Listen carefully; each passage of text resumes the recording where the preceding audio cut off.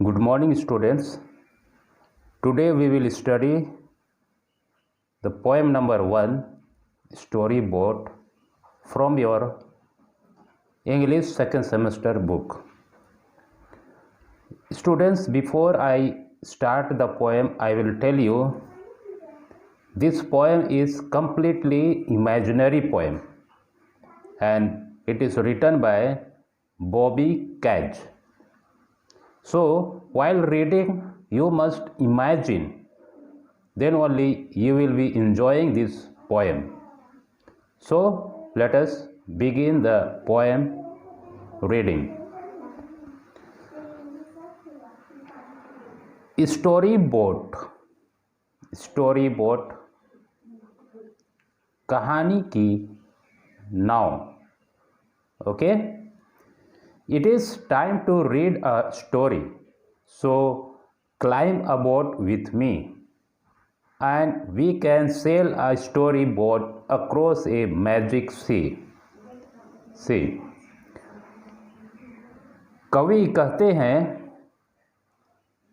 यह अभी स्टोरी पढ़ने की टाइम हो गया, सो क्लाइम अबाउट विथ मी, इसलिए नौका पर मेरे साथ सवार हो जाइए या नौका पर मेरे साथ बैठ जाइए. ओके, अबोट मीन्स नौका पर बैठना. And we can sail a story boat across a magic sea. तब हम लोग स्टोरी बोट को मैजिक सी के उस पार ले जाएंगे. सेल का मतलब होता है नाव चलाना या शिप चलाना. ओके, नदी पे या पानी पे. तो मैं शुरू में कहा था कि ये स्टोरी पूर्ण रूप से काल्पनिक है, तो मैजिक सी तो कहीं होता नहीं है. तो कवि कहते हैं कि मैं तुम्हें मैजिक सी के उस पार ले जाऊंगा. Okay, so you all have to imagine, then only we will feel the joy within us. The next stanza, let us say, we can visit jungles or rub noses with a bear. तो कवि कहते हैं कि उसके बाद हम लोग जंगल में विजिट करेंगे, और जंगल में जब जंगल जाओगे तो जंगल में बहुत सारे जानवर मिलेंगे, है ना. ऑब्वियसली जंगल में जानवर रहते हैं. तो कवि क्या कहते हैं कि जंगल में भालू के साथ अपना नोस से नोस रगड़ेंगे. जैसे यहाँ दिखाई दे रहा है, देख रहे हो ना, एक बच्चा उस लैंप से अपना नोस सटा के रखा है ना. तो रब नोसेस विथ अ बियर, तो भालू के नाक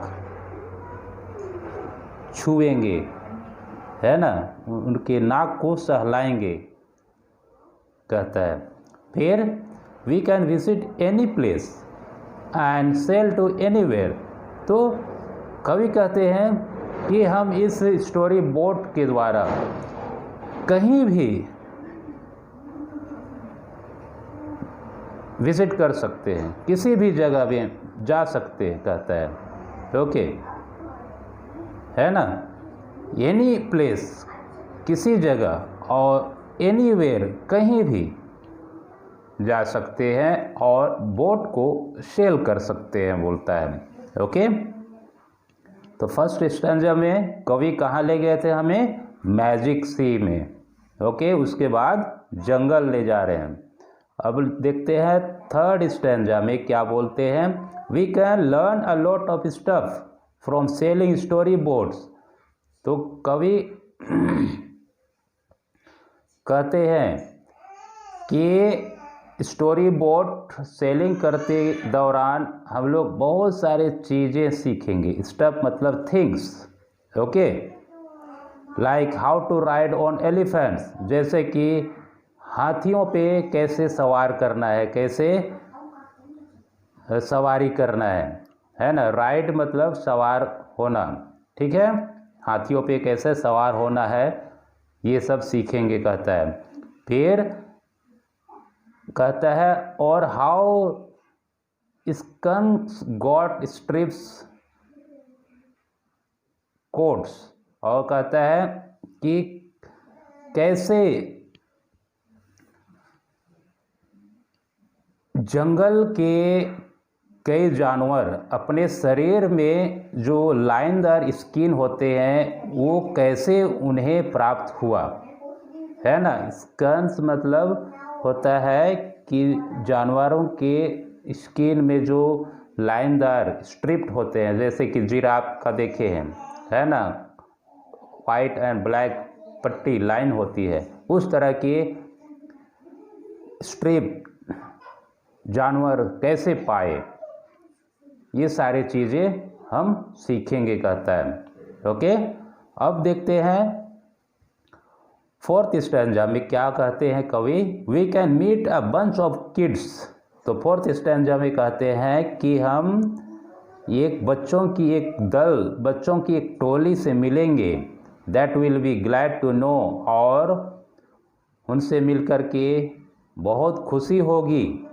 and when the summer gets too hot, और जब समर गर्मी में बहुत तेज धूप गर्मी लगेंगी, तो हम लोग सी ऑफ स्नो में बोट ले करके चले जाएंगे कहता है। ओके, तो फर्स्ट स्टैंजा में कवि कहे कि मैं तुम्हें अपने बोट में सेल करके मैजिक सी में ले जाऊंगा।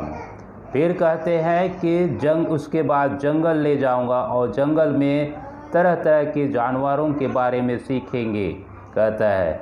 और कहता है कि इस स्टोरी बोर्ड से कहीं भी और किसी भी जगह हम लोग सेल कर सकते हैं।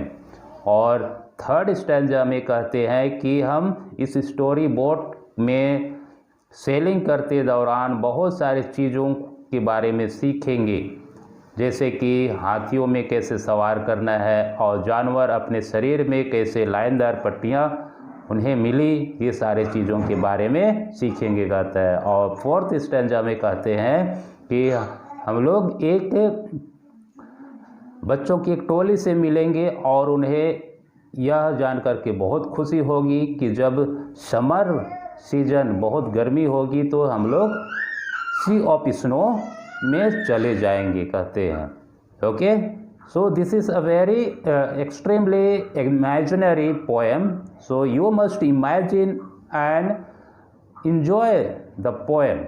Okay, and this is written by I am once again telling Bobby Katz. So you must know the poet's name also, which poet is written this poem. Okay students, so I hope you all have understood the poem and enjoyed it. Thank you, and in the next video or in the next class I will give the exercises or notes of this poem.